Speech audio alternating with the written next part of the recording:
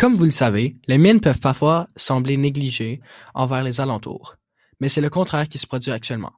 Il est indéniable que les compagnies minières et le gouvernement ont pris des mesures extrêmes pour préserver l'environnement.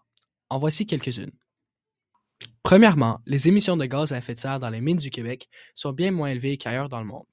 Cela est possible en raison des restrictions et de la réglementation stricte qui encadre les entreprises.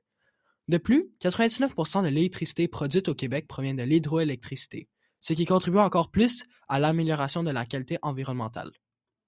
En second lieu, il y a des recherches visant à rendre l'exploitation minière plus durable comme celle menée à Canmemine, qui ont reçu un financement du gouvernement fédéral. Canmemine se consacre au développement d'informations et de technologies qui pourraient améliorer la compétitivité et la performance environnementale de l'industrie minière au Canada. Troisièmement, il est primordial au Québec d'assurer le recyclage ainsi que la réutilisation des sites miniers. L'approche du Québec se distingue par le fait d'intégrer l'économie dans la chaîne de développement minier. Par exemple, le Québec utilise la post-restauration pour passer de vieux sites miniers avec aucune ressource naturelle en sites naturels que les touristes pourront visiter. Quatrièmement, les paysages ne sont pas épargnés par les activités minières. En fait, c'est complètement l'inverse. Un paysage affecté par l'exploitation minière peut prendre plusieurs années et beaucoup de soins pour guérir des dommages causés par l'exploitation des mines. Et parfois, un paysage pourrait ne pas se rétablir. Il y a plusieurs efforts d'assainissement qui ne garantissent pas toujours la restauration de la biodiversité de la zone. Il est même possible qu'il y ait des espèces qui pourraient être en voie d'extinction s'il y a une propagation non contrôlée de l'industrie minière. Donc l'exploitation minière est vraiment mauvaise pour l'environnement. Les impacts négatifs les plus communs sont la perte de biodiversité, l'érosion des sols, la contamination des eaux, etc.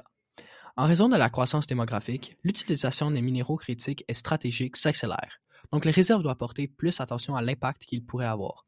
Le Plan canadien pour les minéraux et les métaux, la PCMM, prend plusieurs mesures pour éviter des répercussions considérables sur les personnes et les écosystèmes qui se situent proches des mines.